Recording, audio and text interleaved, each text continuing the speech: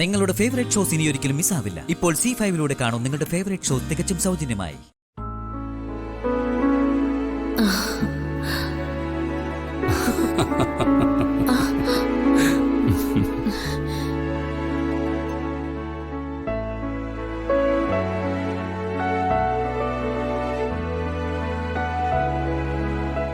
കണ്ടപ്പോ ഏതോ മനോരാജ്യത്തിലാണെന്ന് മനസ്സിലായി. ഞാൻ വന്ന് അത് നശിപ്പിച്ചോ?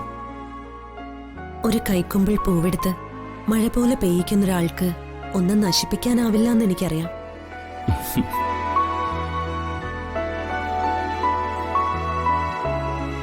പിന്നെ ഇന്ന് ഞാനൊരു മനോരാജ്യത്താണെങ്കിൽ അവിടെ ഒരു യുവരാജാവും ഉണ്ടായിരിക്കും. അതാണ് എന്റെ മുന്നിൽ നിൽക്കുന്നയാൾ.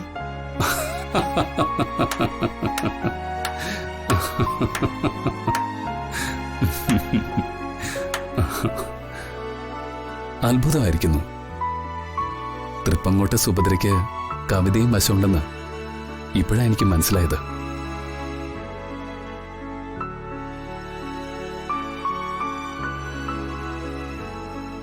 ഞാൻ കേട്ടിടത്തോളം സുഭദ്ര കളരിത്തറയിലെ മർമ്മമറിഞ്ഞ അഭ്യാസിയും അറിവിന്റെ നിറകൂടമാണ്. പെണ്ണഴകിന്റെ നാണവും ലജ്ജയൊക്കെ ഉണ്ടാവുമെന്ന് ഞാൻ സംശയിച്ചു. പെണ്ണിന്റെ അഴക് നാണവും ലജ്ജയും മാത്രമാണെന്ന് ഞാൻ വിശ്വസിക്കുന്നില്ല. മറിച്ച് അന്തസ്സും ആത്മാഭിമാനവും ആണെന്ന് പറഞ്ഞാൽ ഞാനത് സമ്മതിക്കും. പക്ഷേ ഏത് പെൺകുട്ടിയും ആദ്യ രാത്രിയിൽ അവളുടെ പുരുഷന്റെ മുന്നിൽ ഒന്ന് ചൂളിപ്പോകുമോ എന്നൊരു സംശയം ഉണ്ടെനിക്കിപ്പോ. പ്രത്യേകിച്ചും ഒരു ശ്വാസനിശ്വാസത്തിന്റെ ദൂരത്തിൽ ഒരു അന്യപുരുഷൻ ആദ്യമായാണ് എന്റെ മുന്നിൽ നിൽക്കുന്നത്. എന്റെ അനുഭവം അങ്ങനെ തന്നെയാ. കോട്ടയ്ക്കൽ മേഘനാഥന്റെ തലവെട്ടം കണ്ടാൽ ഏത് പെണ്ണും നമസ്കാരം പറഞ്ഞ് ദൂരെ മാറി പോവുകയുള്ളൂ.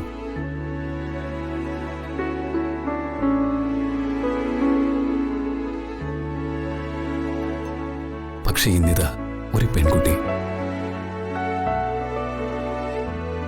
ഞാൻ എന്റെ ജീവിതത്തിൽ ഇന്നേ വരെ കണ്ടിട്ടുള്ളതിൽ ഏറ്റവും ചന്തമുള്ള പെൺകുട്ടി. അവൾ ഇന്നിതാ എന്റെ മുന്നിൽ നിൽക്കുന്നു, ഏറ്റവും പ്രണയം നിറഞ്ഞ മനസ്സോടെ, എന്നെ മാത്രം മനോരാജ്യം കണ്ട്. ഇനി വേണം നമ്മുടെ രണ്ടുപേരുടെയും ശ്വാസനിശ്വാസങ്ങൾ ഒന്നായി അലിഞ്ഞു ചേരാൻ.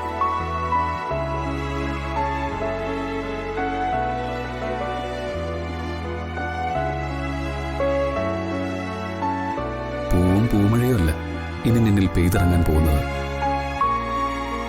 ഈ മേഘനാഥന്റെ പ്രണയമഴയാണ്. ഇനി എന്നും എപ്പോഴും നമ്മൾ ഒന്നായിരിക്കും.